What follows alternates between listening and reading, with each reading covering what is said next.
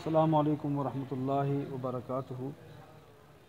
دائمی قبض کے لیے، پرانی قبض کے لیے بہت ہی باکمال نسخہ آپ کی خدمت میں پیش کیا جا رہا ہے۔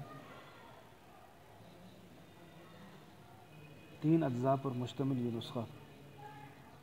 اس میں سب سے پہلی چیز ہنزل، جسے کورتمہ بھی کہتے ہیں،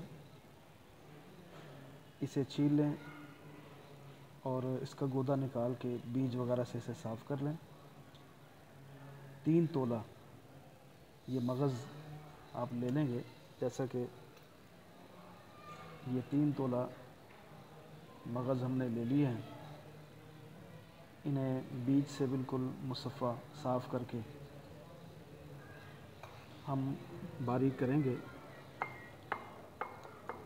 اچھی طرح باریک کر لیں گے اور اچھی طرح باریک کرنے کے بعد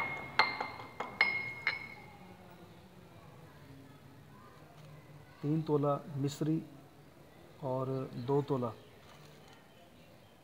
ہرڑ زرد، بڑی ہرڑ بھی جسے کہتے ہیں، اس کا چھلکا علیحدہ علیحدہ باریک کر کے اس میں ملاتے جائیں۔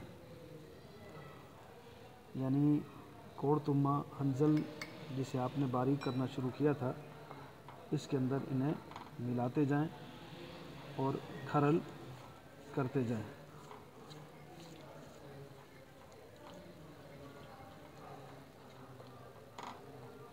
ہنزل ہمارے پاس تازہ ہے، اگر یہ تازہ ہوگا تو نسخہ صرف ان 3 اجزاء پر مشتمل ہوگا، جیسا کہ ابھی آپ کے سامنے یہ تیار ہو رہا ہے۔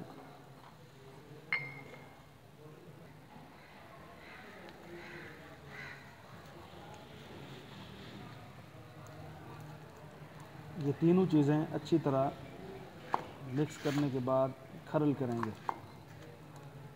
کھرل اس قدر کریں کہ یہ آٹے کی طرح سخت ہو جائے، جیسے آٹا گوندا جاتا ہے روٹی پکانے کے لیے، اس طرح سخت ہو جائے۔ یہ مسلسل کھرل کرنے سے سخت ہوتا چلا جائے گا اور ادویات ایک دوسرے کے ساتھ یکجان ہو جائیں گی۔ اس کے بعد آپ نے اس کی گولیاں بنا لینی ہے چنے کے برابر۔ چنے کے برابر گولیاں تیار کرنے کے بعد اسے استعمال کریں گے۔ طریقہ استعمال، ترکیب استعمال بتانے سے پہلے ایک ضروری بات جسے سمجھنا بہت ضروری ہے۔ بعض دفعہ ہم یہ نسخہ کورتمہ ہنزل کے موسم سے ہٹ کر بناتے ہیں، یعنی کہ یہ تازہ نہیں ملتا، تو ہمیں یہ دکان سے خشک لینا پڑتا ہے۔ تو جب ہم اسے خشک لیں گے، یعنی ہنزل بھی خشک ہوگا اور مصبر اور ہرڑ کے چھلکے یہ بھی خشک ہوں گے، تو گولیاں بنانے کے لیے پھر ہمیں ضرورت پڑے گی آب گھی کوار کی، کوار گندل، کوار بوٹی جسے بھی کہتے ہیں، کوار بوٹی بھی کہتے ہیں، کوار گندل، اس کا پانی، اس کی لاگ سے ہم یہ نسخہ تیار کریں گے اور اس طرح یہ پھر گولیاں بنانے کے قابل ہو جائے گا۔ اس وقت ہمارا نسخہ بالکل